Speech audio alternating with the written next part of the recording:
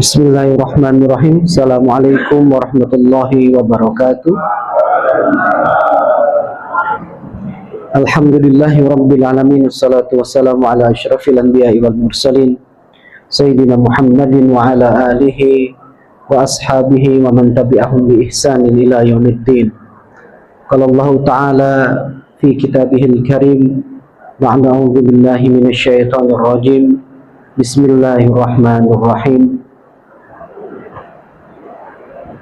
Alladzina sabaquna bil iman Rabbana ighfir lana wa li ikhwanina alladzina sabaquna bil iman wa la taj'al fi qulubina ghillan lil ladzina amanu Rabbana innaka ra'ufur rahim. Wa qala Rasulullah sallallahu alaihi wasallam fi hadisihi arba'a khisalin baqina 'alaika ad-du'a'u wal istighfaru lahuma wa inqadhu ahdihima wa ikramu sadiqihima wa silatur rahmi allati la rahima laka illa min qibalihima. Bapak-bapak, ibu-ibu yang dimuliakan Allah, alhamdulillah yang telah memberikan kita kesempatan untuk duduk dan hadir di majelis ilmu. Karena duduknya kita di majelis ilmu ini, bapak-bapak yang dimuliakan Allah, bukan karena keinginan kita sebetulnya, ya. Karena banyak tadi yang datang ke masjid tapi tidak bisa diberi kesempatan untuk duduk bermajelis ilmu, Pak. Ya enggak? Jadi rezeki duduk, mendengarkan, hadir di majelis ilmu ini kemuliaan buat kita. Ini kadang-kadang umat Islam ini lupa, Pak, dengan satu hal. Apa itu? Bahwa wahyu pertama yang turun kepada Rasulullah Sallallahu Alaihi Wasallam itu bunyinya Iqra. Ya enggak? Iqra. Iqra itu artinya bacalah. Benar, Pak? Nah, masalahnya sekarang kita ini kemampuan untuk membacanya sudah kurang. Kalau kita boleh jujur saja, di masjid kita tidak ada perpustakaannya, Pak. Mana perpustakaannya? Ya. Nah, kalau kita sudah tidak mau baca, tidak mau hadir di majelis ilmu, lah hidup ini kita gimana caranya? Benar tidak, Pak? Kalau nanti kita punya putra atau punya putri, mau nikah, melamar atau dilamar, sikap sebagai orang tua seperti apa? Kalau kita tidak pernah ngaji, maka kita hanya akan mengulangi kebiasaan orang-orang dulu yang nggak ngerti agama. Dan ini mumpung masih suasana hari kemerdekaan, Pak, kita harus ngerti sekali bahwa mereka yang dulu yang memperjuangkan kemerdekaan ini, mulai dari Muhammad Nasir, mulai sebelum Muhammad Nasir bahkan, ya enggak, dari Kiai Haji Agus Salim, Cokro Aminoto, Muhammad Rum, coba lihat, Pak, baca semua itu. Ya enggak? Kiai Haji Agus Salim itu lahir 8 Oktober 1884. Bisa 7 bahasa, Pak. Indonesia belum ada namanya di muka bumi ini, tapi orang yang namanya Kiai Haji Agus Salim itu sudah menguasai 8 bahasa. Ya enggak? Punya peserta didik. Namanya siapa? Muhammad Nasir dan Muhammad Rum. Coba lihat, Pak. Punya lagi peserta didik, siapa namanya? Muhammad Hatta. Muhammad Hatta itu, Pak, salah satu the founding father Indonesia, yang ketika berdiri lantang, berteriak, pidato di PBB, di majelis ya, PBB itu Persatuan Bangsa-Bangsa, keras Pak, dan tidak menggunakan bahasa kita Pak, tapi menggunakan bahasa Belanda. Artinya, kalau kita sekarang ingin memperingati kemerdekaan, maka kembalilah kepada apa yang sudah diwariskan oleh orang-orang yang dulu mempertahankan Indonesia ini Pak, melahirkan nama Indonesia ini. Dengan cara apa? Membaca Pak. Saat ini kalau jenengan ingin makan, di depan kita ini semua Pak, orang jualan makanan. Jenengan mau minuman warna apapun ada. Tapi kalau putra, putri, cucu jenengan pingin baca buku, mana perpustakaannya? Benar Pak? Cari di masjid, tidak ada perpustakaan. Jenengan coba kasih info ke saya, masjid yang punya perpustakaan besar. Tidak ada. Ini masalah kita sekarang Pak. Kita ini beribadah, kita ini taat, tapi jauh dari ilmu. Benar enggak? Kita ini pingin kembali kepada agama, pingin memperbaiki Indonesia, tapi jauh dari ilmu. Coba jenengan cek Pak. Di setiap anggaran yang disisihkan untuk pendidikan kita ini, coba cek berapa yang dianggarkan untuk memperbaiki perpustakaan. Kita nggak usah bicara deh tentang majelis ilmu, taklim, masjid. Isi kepala Pak. Ya? Makanya ketika Muhammad Hatta, ketika kembali, Muhammad Hatta itu dulu kuliah, belajar, saya bicara tentang kemerdekaan dulu Pak, nanti kita masuk ke kajian kita. Kenapa Ustadz? Karena ini, awal kajian ini, saya mulai dari surat Al-Hasyr ayat 10. Apa itu Ustadz? Doanya, ini doa buat kita Pak. Rabbana ighfir lana, ya Allah ampunilah kami. Cukup kita saja? Enggak. Wali ikhwaninal ladzina sabakuna bil iman, termasuk mereka yang sudah memberikan contoh bagaimana caranya berpegang teguh dengan iman. Siapa itu? Mereka yang terdahulu Pak. Itu Muhammad Hatta Pak, ketika dibuang ke Papua, kan 2 kali itu dibuang. Pertama dibuang ke Papua. Ketika dibuang itu Indonesia belum ada Pak. Ketika beliau masih berada di mana? Di Belanda, kemudian kembali ke Indonesia, ke Nusantara bersama sahabat teman-temannya, membuat perhimpunan pelajar Indonesia di Belanda, menyuarakan kemerdekaan Pak. Kembali ke Indonesia, ditangkap Belanda, dibuang. Di mana? Di Papua, di Bopendigul. Ketika dicatat, kebiasaan Muhammad Hatta itu 3 Pak. Pertama, membaca Pak. Yang kedua apa? Mengajarkan apa yang dia baca kepada masyarakat sekitar, memberikan pemahaman tentang makna arti merdeka. Tidak Pak? Nah kita sekarang kalau mau mengartikan makna merdeka, dengan cara apa? Lari karung. Taruh sendok di kelereng itu. Kasihan Pak anak cucu kita. Mengartikan merdeka itu dengan, mohon maaf saya, main poli pakai daster perempuan. Apakah mengartikan kemerdekaan itu dengan karaoke?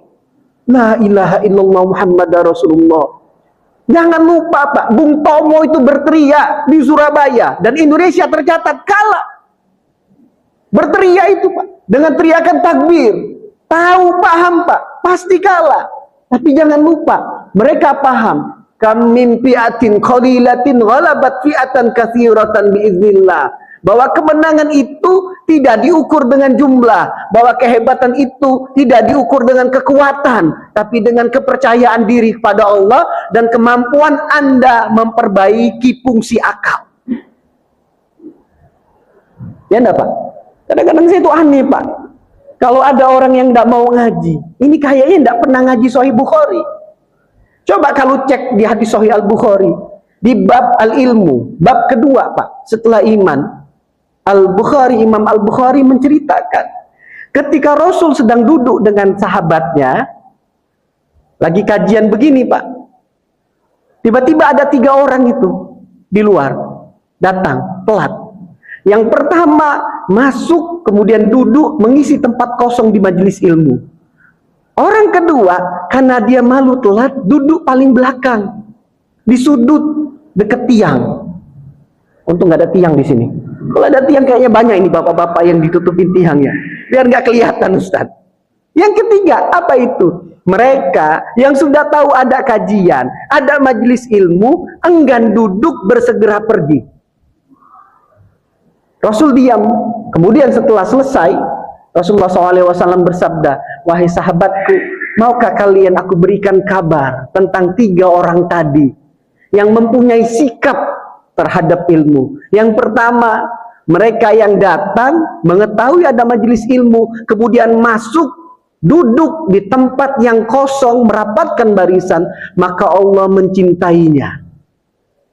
Ketika Allah mencintai seseorang, maka Allah akan mengumumkan kepada para malaikat langit, wahai malaikatku, aku mencintai si fulan. Maka setiap urusan dunianya akan Allah bereskan. Berapa banyak Pak kita saat ini Pak, yang mesti sakit, meninggal, menangis, sedih, galau, gara-gara urusannya tidak beres. Tadi tanya Pak dengan jamaah saya, Ustadz saya ini punya harta banyak, per bulan gaji saya sampai 150 juta Pak. Itu per 6 bulan Ustadz saya dapat sisa bagian hasil usaha itu lebih dari 75 sampai 45 juta per 6 bulan. Tapi Ustadz, ada aja masalah di rumah saya. Anak yang sakit, istri opname, saya yang tidak bisa pulang ketemu dengan keluarga, kerja saya selalu RDR, jauh dari rumah. Saya bilang, kamu pernah nggak hadir di majelis ilmu? Oh, alhamdulillah Ustadz, setahun ini nggak pernah. Nah, ya iya, no, saya bilang. Jadi banyak orang ini Pak, merasa urusan dia sendiri yang paling penting. Lupa kalau dia itu seorang ayah yang wajib belajar tentang agamanya, mengajarkan istrinya, putrinya, bagaimana caranya toharo dan menjelaskan tentang arti yang disebut sebagai haid. Lupa dia kalau dia ini seorang laki-laki yang bakal nanti akan menjadi seorang ayah, menjadi seorang suami Pak. Dia akan memimpin itu keluarga. Baik buruknya keluarga, ke neraka atau ke surga, ditentukan oleh dia. Kullukum ra'in wa kullukum mas'ulun an ra'iyatihi. Sekarang ini Pak, kenapa kondisi kita seperti ini? Karena laki-lakinya tidak difungsikan sebagaimana mestinya. Ya, gimana kita mau dapat keluarga sakinah, mawaddah, warahmah? Uang di rumah saja, asalkan dapat rezeki, dapat uang, yang dicari tempat makan enak. Asalkan liburan sedikit, pantangan ketemu long weekend. Kalau sudah libur, Kamis, Jumat, Sabtu, Minggu, jalan-jalan. Healing. Healing itu buat orang yang stres. Iya Pak, coba jenengan cari itu dalam bahasa Inggris. Healing itu buat orang yang sudah sakit parah, yang sudah nggak diharapkan lagi kesembuhannya. Nah dia butuh fresh, biar kembali semangat. Pergilah dia. Orang sakit jiwa itu Pak. Nah aneh Pak. Rasulullah SAW sudah mengingatkan Pak. Siyaha hadhil ummah. Jalan-jalannya umat ini Pak. Apa? Al-jihadu fi sabilillah. Berjuang di jalan Allah, berdakwah, dampingi para ustadz yang saat ini ada di ujung-ujung wilayah, nyebrang lautan Pak, dari pulau ke pulau, 5 jam, 6 jam, 7 jam, bahkan mati itu mesin kapal di laut tuh.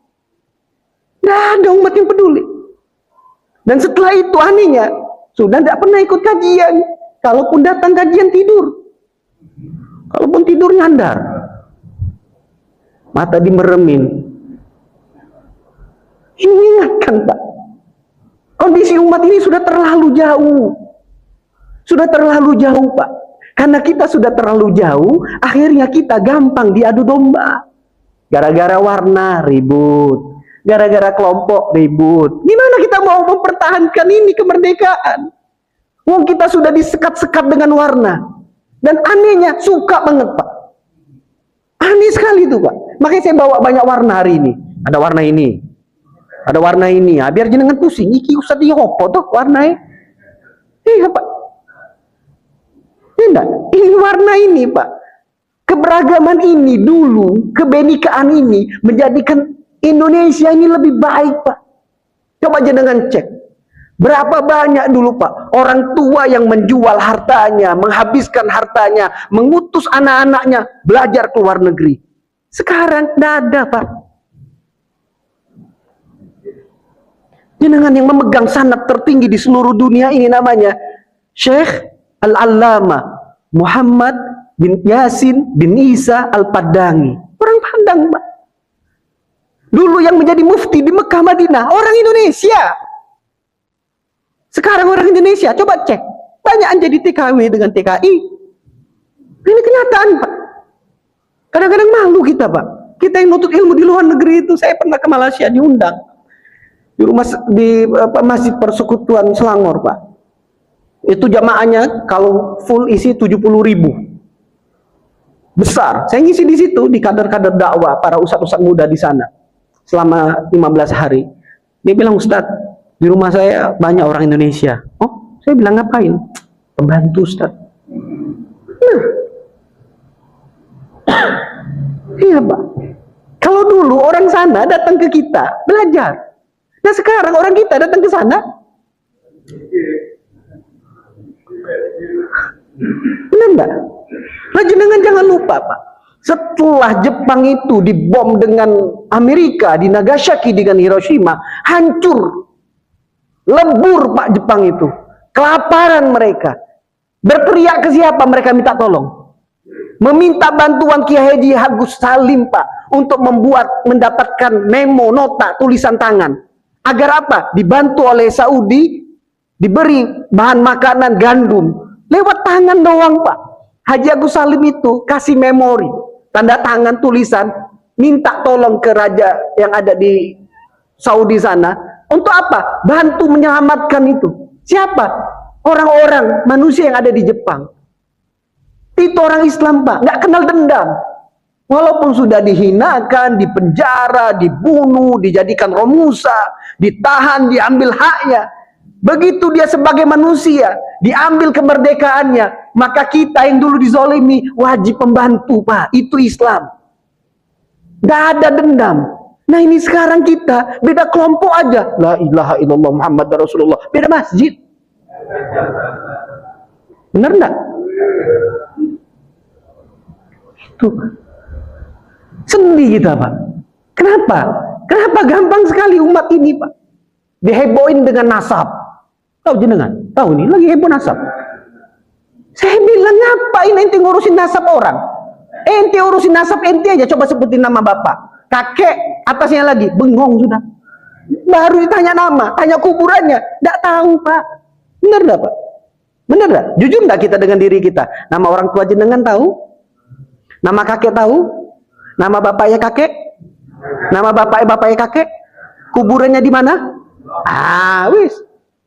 Belas. Nah, itu saya bilang, saya bilang, kamu ngapain ngurusin nasab orang? Nasab kamu aja. Hati-hati, saya bilang, kalau kamu ngurusin nasab orang, nanti nasab kamu diurusin orang, ternyata kakek-kakek kamu termasuk pengkhianat yang membantu Belanda. Jadi apa? Londo ireng. Hah, mau ngomong apa saya bilang kamu? Hati-hati, saya bilang, nggak usah ngurusin urusan orang, fokus aja dengan diri kamu. Baca kitab. Ngapain ribut-ribut, mau ngebubarin pengajian, ngapain? Padahal ada Al-Quran dengan tafsirnya. Hari ini, Pak, baru aja dikeluarkan tafsir Al-Quran, jumlahnya 870 jilid. Per jilidnya jumlahnya 950 halaman. Nah, itu kalau mau dibaca sampai meninggal pun, Pak, tidak akan kelar. Benar. Nah, ini baru dibaca, kita apa tafsir yang kita baca? Pun yang kita baca terjemahan bahasa Indonesia. Contoh-contoh. Saya kasih contoh. La yukallifullahu nafsan illa wus'aha. Sesungguhnya Allah tidak akan memberikan beban kecuali kita mampu menghadapinya. Betul atau salah? Nah, sekarang banyak, Pak, orang Allah kasih dengan cobaan sakit. Sampai meninggal pun tidak sembuh. Dan dia meninggal pun gara-gara sakitnya. Berarti banyak ustadz orang yang Allah berikan beban, ternyata dia nggak mampu pun tetap Allah berikan amal kebaikan baginya. Itu penting belajar tafsir, Pak. Jadi umat ini, Pak, nggak ngerti tentang sirah nabinya. Nggak ngerti, Pak. Nggak paham. Saya ingatkan sekali lagi. Umat Islam ini, terutama kepada jenengan yang sudah rutin ke masjid ini, Pak. Pesan saya satu, Pak. Iqra. Bacalah. Jenengan tahu, Pak. Rasulullah SAW ketika disuruh baca itu, dengan Jibril ditarik ini. Benar nggak? Iqra ya Muhammad. Apa jawabannya? Ma ana biqari'in. Aku tidak bisa baca. Ditarik lagi, Pak. Dalam hadis itu disebutkan bahwa sampai merah sini, Pak, leher Rasulullah SAW. Betapa kuatnya tarikan Jibril. Berarti ngaji itu mesti dipaksa. Ngaji itu mesti dipaksa, Pak. Kalau jenengan punya keluarga, punya saudara, punya anak, punya tetangga, kasih tahu, yuk ngaji. Biar apa? Biar ngerti. Saya kemarin diprotes, Pak. Ustadz, ngapain? Ngurusin urusan fikih terus, toharo terus. Orang sekarang udah sampai di bulan. Ketawa saya bilang. Kamu gak usah ngurusin ngomongin di bulan. Wong kamu pipis aja masih berdiri. Ya nggak usah banyak ngomong. Islam itu kenapa dikasih tahu bertahap, Pak? Bab pertama bab taharo, bab ibadah, bab muamalat, baru sampai ke atas. Bab ilmu, bagaimana Rasulullah SAW mengajarkan umatnya ini, Pak, untuk mencintai ilmu. Makanya sahabat Rasulullah SAW wafatnya di mana, Ustaz? Di Cina. Sa'ad bin Abi Waqqas. Sampai ke Cina, Pak, menyebarkan ilmu, berdakwah, mengajarkan Islam. Nah kita sekarang, Cina yang sampai ke kita. Lihat dengan peci Cina, sendal Cina, betul enggak? Itu loh, baju apa sih sekarang yang enggak Cina? Kata orang, Pak, sekarang di seluruh dunia ini semua made in Cina. Kecuali satu, keberanian, dan itu hanya dimiliki oleh masyarakat mukmin yang ada di kota Gaza. Jenengan apa? Mau apa sekarang? Handphone? Mau apa sekarang? Mobil? Itu mobil listrik. Mereknya apa? Nusantaraku? Enggak. Atau mereknya apa, Pak Ustadz? Empritku. Ada, Pak. Ini kita harus jujur. Kenapa? Karena kita umat Islam sudah meninggalkan warisan utama dari Nabi kita, yaitu membaca. Benar enggak, Pak? Membaca, Pak. Membaca itu penting sekali. Makanya, Pak, pemimpin-pemimpin kita dulu, the founding father kita itu yang mendirikan Indonesia, mendirikan bangsa ini. Coba cek, Pak. Semuanya aktif organisasi, semuanya aktif dan selalu membeli buku. Ya enggak, Pak? Coba sekarang kita cek para pemimpin kita. Banyak enggak buku yang dibaca? Ada pemimpin itu, kerjaan koleksinya mobil-mobilan. Hot Wheel. Nggak usah lah saya sebutin, masa jenengan nggak tahu. Keluar dari tempat kerjanya, yang dikirim, dibawa, dikumpulin apa? Koleksi mobil Hot Wheel. La ilaha illallah Muhammad Rasulullah. Bandingin dengan Muhammad Hatta, bandingin dengan Muhammad Nasir. Keluar dari tempat kerjanya itu, Pak, tumpukan buku, bahkan rumahnya pun nggak muat, buku semua isinya. Mereka ngerti, Pak. Hidup ini bukan sekedar menikmati rezeki dengan cara mengumpulkan sampah. Orang ini kan banyak ngumpulin sampah, Pak. Coba jenengan beli baju, bajunya baru karena baru dibeli. Begitu sudah sampai rumah jenengan, baju itu disebut baju bekas.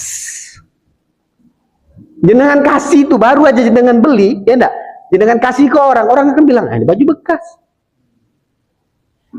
Mobil, Pak, jenengan beli di dealer, baru itu. Begitu 1 kilometer, 100 meter keluar dari dealer. Apa jadinya? Mobil bekas. Sampah, Pak. Semuanya bekas. Benar enggak? Dan jangan lupa, semua yang kita ambil, yang kita keluarkan tenaga untuk mengumpulkan yang bekas itu, akan Allah tanya. Akan Allah tanya, Pak, pertanggungjawabannya. Kamu beli ini? Iya. Untuk apa? Beli handphone, untuk apa? Melihat itu, Pak Ustadz, Facebook. Udah tua, Pak, ngapain lagi ngeliat Facebook? Ngeliatin Instagram, ngeliatin itu lagi TikTok. joget-joget.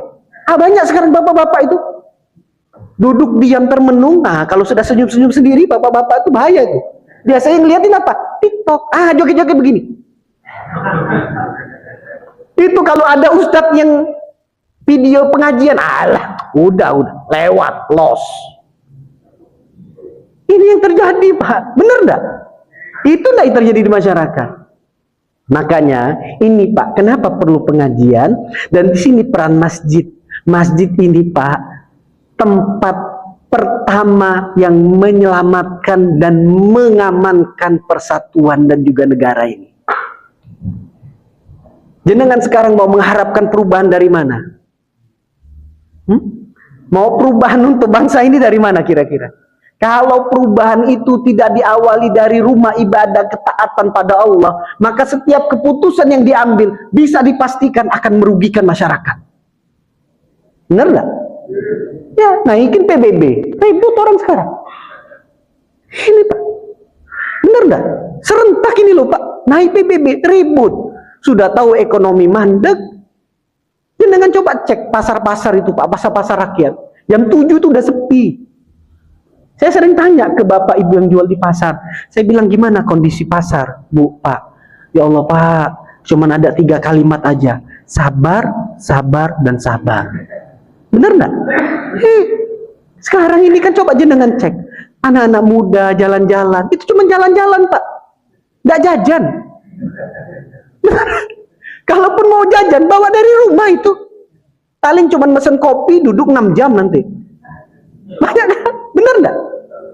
Betul nggak itu, Pak? Ini sekarang yang terjadi, Pak.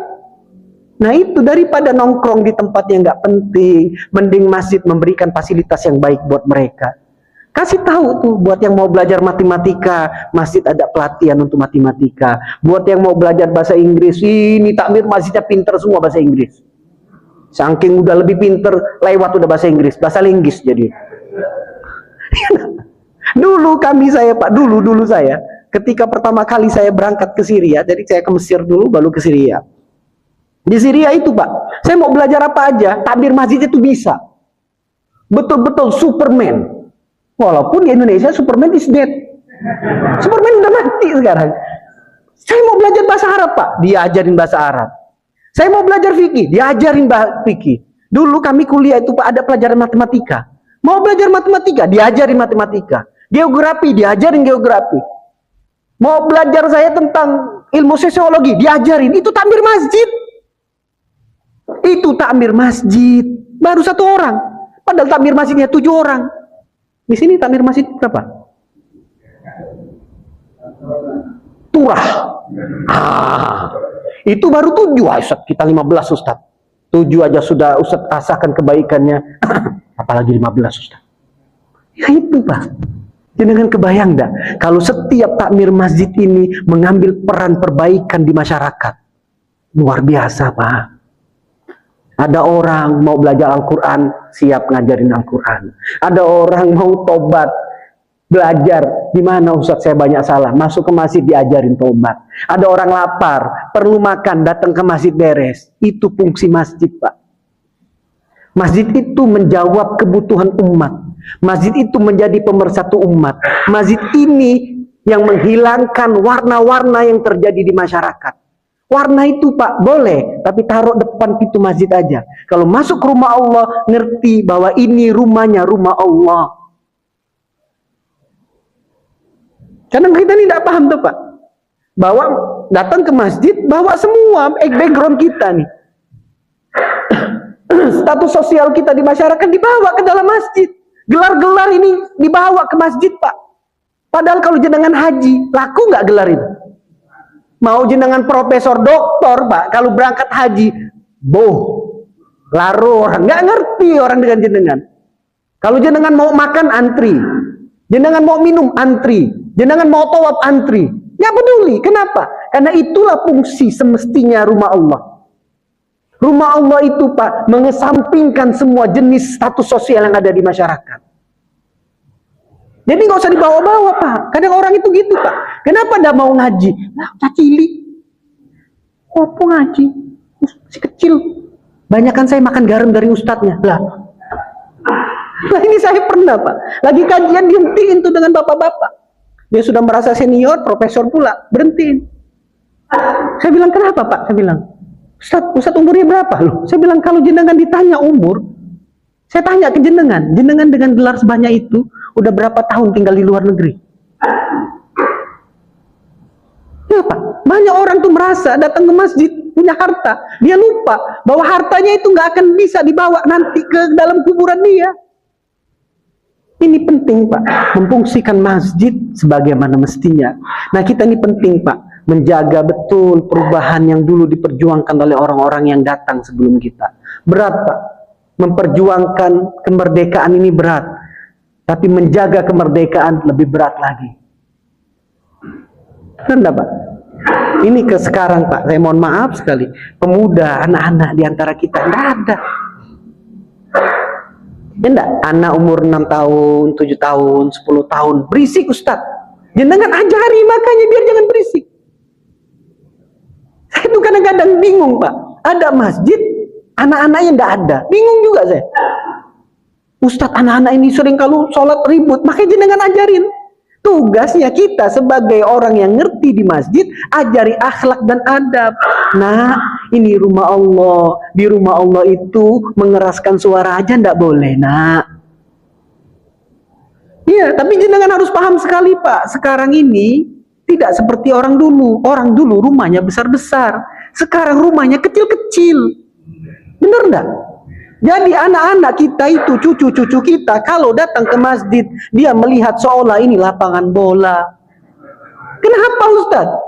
Rumahnya kecil-kecil Pak. Orang sekarang rumah coba lihat, 6 kali 10, 8 kali 10. Orang dulu itu baru sekedar joglo doang, tempat nerima tamu. Nah orang sekarang, ya Allah. Jadi kadang-kadang kita tuh harus sering-sering toleransi Pak dengan kondisi masyarakat yang sekarang. Nah penting itu agar mengetahui dan mampu memberikan toleransi yang baik, pentinglah kita punya ilmu, ngaji Pak. Nah itu Rasulullah SAW bersabda di hadis pertama, kelompok yang pertama tadi yang duduk di majelis ilmu, bertahan untuk tetap hadir di majelis ilmu, maka Rasulullah SAW mengabarkan, Allah memerintahkan kepada para malaikatnya untuk mencintai orang ini. Jadi jenengan ini sekarang dicintai Allah Pak. Sekarang kalau jenengan jujur Pak, banyak orang yang umurnya sama seperti kita, pekerjaan juga sama seperti kita, rumahnya pun di samping kita, tidak bisa duduk hadir di majelis ilmu, tidak bisa datang ke masjid. Itu kalau Allah tidak sayang dengan kita Pak, kita mungkin menjadi bagian mereka yang sekarang duduk di luar itu, ngeliatin jalan, bengong. Benar enggak? Banyak enggak sekarang? Itu seumur dengan kita Pak, benar enggak Pak?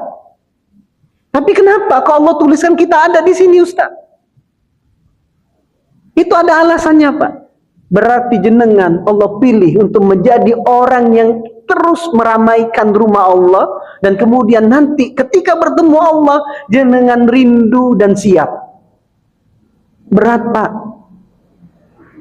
Kita mau ketemu bupati, mau ketemu dengan gubernur, mau ketemu dengan menteri, itu coba lihat Pak, anak-anak disuruh berdiri pakai bendera begini, coba lihat. Itu mau ketemu siapa? Tuh, penguasa dunia. Kalau mau ketemu penguasa semesta, kira-kira apa yang harus kita siapkan? Benar enggak Pak? Kita ngajarkan ke anak-anak kita, kalau ada pemimpin datang, pemimpin lewat, disambut, gegap gempita, tutup jalan. Benar enggak Pak? Itu pemimpin itu pun terbatas, tergantung wilayahnya. Pemimpin di suatu tempat belum tentu laku di tempat lain. Nah itu sebegitunya Pak kita Pak, menyambutnya, menyiapkan, ngajarin ke anak-anak. Nah ini sekarang kita mau ketemu nanti dengan siapa? Pemilik langit dan bumi. Pemilik langit dan bumi Pak. Yu'izzu man yasha, yudhillu man yasha, yahdi man yasha, yudhillu man yasha. Ini yang mau kita temui, memuliakan siapa yang diinginkan, merendahkan, menghinakan siapa yang diinginkan, memberikan petunjuk kepada yang diinginkan, dan memberikan kesesatan kepada yang diinginkan. Mengerikan Pak itu. Itu Zainal Abidin bin Husain Pak. Itu ketika berwudu, pucat mukanya Pak. Ditanya oleh murid-muridnya, kenapa Imam muka engkau begitu pucat? Dia sampaikan, kita ini mau sholat bertemu dengan pemilik yang menguasai langit beserta bumi, yang nyawa kita pun ada di tangannya, rezeki kita pun ditulis olehnya, sehat kita pun ditulis olehnya, sakit kita pun ditulis olehnya, dan yang pasti wa abka, dan membuat kita adhaka wa abka, nangis ketawa. Ini Pak, mata ini milik kita bukan? Bukan Pak. Kenapa Ustadz mata ini bukan milik kita? Coba aja jenengan Pak, mata ini jenengan mau ikut kajian, kalau katanya ngantuk tidur dia. Walaupun jenengan tempat kajian nutup dia, itu menunjukkan mata bukan milik kita. Itu menunjukkan mata ini bukan milik kita Pak. Buktinya kita sudah pingin ikut kajian, tapi kata Allah ngantuk, jadi deh ngantuk. Benar? Itu berarti mata milik kita bukan? Kaki ini Pak, milik kita bukan? Bukan. Bukti nyata saja, jenengan ini mulai dari awal kajian sampai sekarang sudah berapa kali ganti posisi duduk? Pegel, sakit begini lagi. Berapa kali itu Bu Nile duduk? Itu menunjukkan bahwa tidak ada Pak ini. Yang ada di badan kita ini bukan kita pemiliknya. Benar tidak Pak? Kata Allah sakit, kaki aja sakit. Kenapa Allah bikin kaki kita sakit salah satu? Kenapa tidak dua-duanya? Benar tidak? Jenengan sakit mata, matanya satu doang yang sakit, sebelah enggak. Kenapa enggak jenengan bilang ke mata, bagi dua lah sakitnya. Jangan dua-dua, jangan satu doang satu ini. Susah saya ngelihatnya. Benar enggak Pak? Nah ini mata Pak, coba jenengan yang pakai kacamata, coba lihat. Cek aja itu ke optik. Beda ini Pak. Beda enggak? Minus silinder minus, kiri kanan ada di badan jenengan. Tapi ini Ustadz, nih lensanya beda. Itu menunjukkan bahwa apa yang ada di diri kita bukan milik kita Pak. Kalau Allah mau ngambil, Allah bisa ambil itu mata. Kalau Allah mau ambil itu tangan, Allah bisa itu bikin tangan kita tuh nggak bisa gerak. Bener nggak? Berapa banyak orang nggak bisa gerakan tangan, sekedar gini nggak bisa. Kalau memang itu milik kamu, gerakan. Nggak mampu Pak. Itu baru di tubuh kita Pak. Jadi aneh kalau ada orang Islam yang diberi harta tapi dia sibuk dengan hartanya. Harta itu titipan, kenapa dia habiskan dirinya untuk ngurusin titipan? Aneh Pak. Kalau Anda memang menganggap harta itu bermanfaat, maka Anda harusnya ngurusin urusan yang memberikan amanah dari harta tersebut. Siapa itu? Urusan Tuhanmu, Rabbmu, yang menentukan kapan harta ini habis, kapan harta ini bertambah. Ini Pak, banyak orang ini tidak bisa datang ke masjid, nggak bisa taat gara-gara harta. Banyak enggak? Banyak Pak. Lembur, bukan tidak boleh mencari kerja, monggo, silakan. Anda mau mencari pekerjaan, lari, pergi jauh, datangi rahmat Allah, keberkahan Allah. Tapi jangan lupa bahwa yang Anda cari itu adalah titipan. Lucu sekali. Orang yang pergi jauh, menghabiskan tenaga, menghabiskan waktunya, berpisah dengan keluarganya untuk mencari titipan, tapi lupa dengan yang memberi titipan. Lucu Pak. Lucu sekali Pak.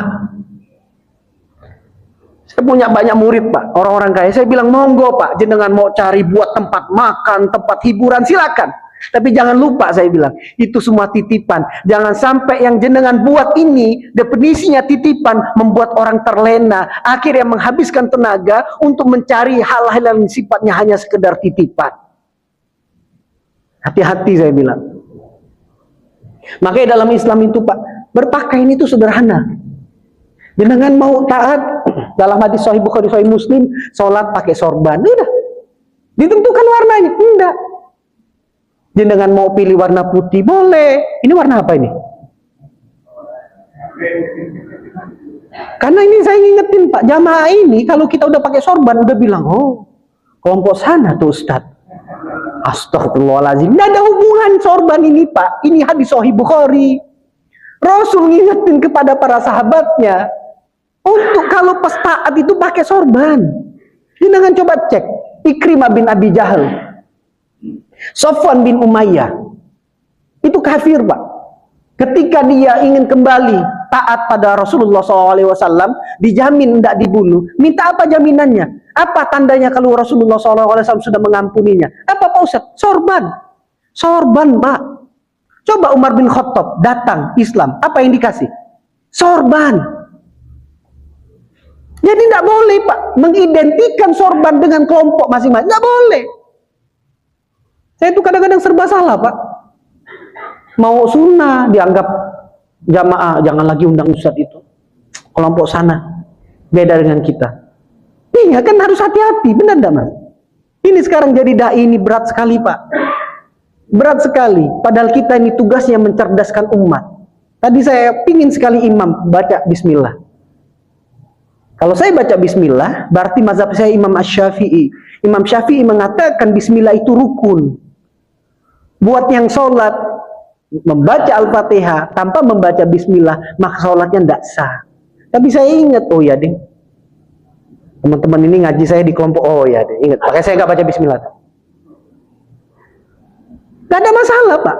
Bukan saya tidak punya prinsip, bukan. Tapi ilmu yang mengajarkan kita bahwa perbedaan itu tidak boleh menjadi pemisah kita dengan saudara muslim.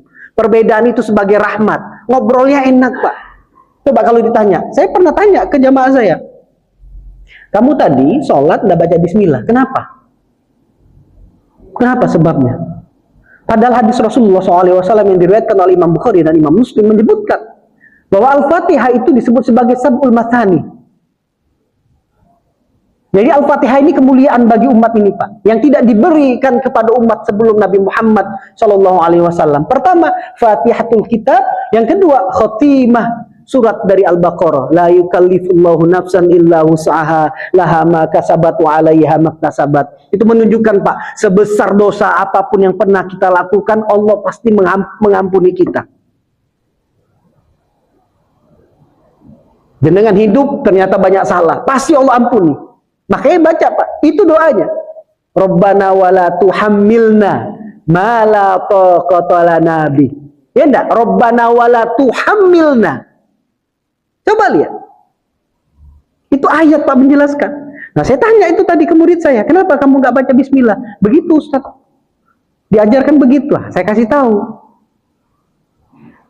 Karena kenapa tidak baca bismillah? Karena sebagian ulama ahli fikih berbeda pendapat bahwa bismillah itu bukan bagian dari Al-Fatihah dan dia bukan ayat dari Al-Fatihah. Sedangkan mazhab Imam Syafi'i kenapa mewajibkan baca bismillah? Karena dia menghitungnya sab'ul mathani, 7 ayat bismillah berada di dalamnya. Itu hadis Sahih Bukhari Muslim semua Pak.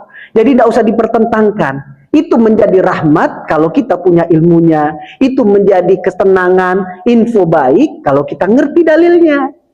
Jadi saya selalu Pak, kalau kajian itu ini hari ini, kitab yang saya bawa ada 3 nih. 1, ini karangan almarhum guru saya, Profesor Dr. Wahba Az-Zuhaili. Beliau yang mengarang kitab Fikih Islam wa Adillatuhu, jumlahnya 12 jilid Pak. Guru kami, ya. Dan yang kedua, ini saya bawa kitab lagi, punya Imam As-Suyuti. Membahas tentang apa? Bahwa yang kita lakukan sekarang ini Pak, saat ini lagi dipertontonkan kepada para nabi dan juga rasul, hari ini. Jadi kalau kita ngaji hari ini Pak, hari Kamis ini, maka, ini hadis yang diriwayatkan oleh Imam Tirmizi, Ahmad dan juga Nasai. Kita ngaji hari ini Pak, yang melihat itu siapa? Para nabi dan rasul. Kalau ngaji kita besok hari Jumat, maka itu diperlihatkan kepada siapa? Kepada saudara, kerabat, orang tua kita yang sudah wafat. Dan hadis itu sahih. Ditunjukkan kepada mereka, wahai Fulan, di dalam kubur ini Fulan, coba lihat anak cucu kamu. Lagi duduk, menuntut ilmu di masjid, agar hidupnya menjadi bahagia. Mereka berkata, ya Rabb, ya Allah, berikanlah hidayah kepada mereka, seperti dulu engkau memberi hidayah kepada kami. Dalilnya surat Al-Hasyr ayat 10. Jadi orang-orang yang sudah mendahului kita ini Pak, tahu Pak, diberi kabar tentang pekerjaan kita. Kasihan itu Pak. Kalau kita tidak taat, tidak patuh, nggak segera kembali kepada Allah, kasihan mereka, Pak. Melihat ini pekerjaan amal kita, Pak. Kenapa? Karena apa yang kita kerjakan hari ini dari mencari dunia, dulu sudah mereka kerjakan juga. Itu kondisi yang pertama. Kondisi yang kedua, dalam hadis Sahih Bukhari, buat mereka yang datang di majelis ilmu, kemudian dia datang terlambat, dia duduk di luar atau dia duduk di belakang, maka Rasulullah SAW memberinya rahmat. Nah, buat satu orang yang tadi, kelompok yang tadi, sudah tahu ada majelis ilmu, dia tinggalkan majelis ilmu, maka Allah berpaling darinya. Urusan dunianya akan Allah berikan dengan dia sendiri, selesaikan sendiri. Itu hadis Sahih Bukhari, Pak. Kalau jenengan mau cek hadis ini hanya ke ustadz yang lain, betul enggak itu hadis yang disampaikan oleh Ustadz Irham? Di bab ilmu, hadis ini menjelaskan bahwa ketika ada majelis ilmu, kalau jenengan kuat dan mampu, duduklah. Walaupun ngantuk, Pak Ustadz, walaupun ngantuk. Saya tidak pernah marah, Pak, kalau ada jamaah yang capek, lelah. Kan manusia punya uzur masing-masing tuh, Pak. Tapi ketika dia berada di tempat menuntut ilmu, kan dia dapat 3 keistimewaan paling tidak. Doa dari malaikat rahmat. Apa? Dipanjangkan umurnya, dimudahkan urusannya. Benar enggak, Pak? Yang ketiga, didoakan biar diampuni semua kesalahannya. Siapa di antara kita yang nggak punya kesalahan, Pak? Duduk di majelis ilmu ini, walaupun mungkin cuma 1 jam, Pak, antara maghrib dan isya, ini sedang menghapus semua dosa yang dulu pernah kita lakukan. Menghapus, Pak, kelalaian kita nih, Pak. Ini kalau Allah mau tanya, Pak, ya, setiap rupiah yang Allah berikan kepada kita diletakkan di mana? Di hal yang sia-sia atau tidak? Masya Allah, Pak. Bingung kita nanti menjelaskan. Makanya sekali lagi, ini hadis yang diriwayatkan oleh Imam Al-Bukhari di Babul Ilm, tentang kondisi orang, sifat manusia ketika melihat ada menuntut atau majelis ilmu. Jadi kalau ada orang, Pak, dikasih woro-woro, disebar, masih tidak mau datang untuk hadir di majelis ilmu, maka cukup baginya hadis yang diriwayatkan oleh Imam Al-Bukhari ini. Hati-hati, Pak. Bukan ilmu yang tidak ingin Anda datangi, tapi ilmu yang enggan Anda datang berada di dekatnya. Hati-hati, Pak. Jadi ingat, Pak, bahwa diri ini, jiwa kita ini bukan milik kita, Pak. Tadi saya kasih contoh, benar enggak, Pak? Kita sakit, Ustadz, tangan keseleo. Kenapa cuma 1? Sebelah sini enggak. Kenapa enggak dibagi 2? Benar enggak, Pak? Nah, ini mengingatkan kita bahwa enggak ada yang kekal, enggak ada yang abadi. Apapun yang Anda miliki saat ini, kalau tidak menjadi penopang agar Anda menjadi lebih taat pada Allah dan Rasulnya, maka tinggalkan, Pak. Kenapa? Karena banyak orang yang saat ini bekerja, Pak, tapi pekerjaannya menjauhkan dia dari ketaatan pada Allah dan juga Rasulnya. Banyak orang saat ini sibuk, Pak, tapi kesibukannya justru tidak membuat dia semakin dekat dan mengerti, paham terhadap agamanya. Sekali lagi, Pak, ini masih di bulan Agustus, bendera masih berkibar ini sampai di akhir bulan. Mari kita ajak keluarga, orang dekat kita. Apa itu, Pak Ustadz? Menjaga warisan dari orang-orang yang dulu memperjuangkan kemerdekaan ini, Pak. Dengan cara apa? Banyak kembali membaca. Benar enggak, Pak?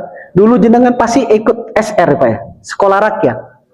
Iya enggak? Dulu sekolah itu, Pak, ya, enggak pakai sepatu, ya, Pak? Benar enggak? Ceker. Ceker apa? Bebek atau ayam? Penyet atau enggak? Nah, iya tuh. Orang dulu itu saking kan sekolah tuh, Pak, ya, ceker.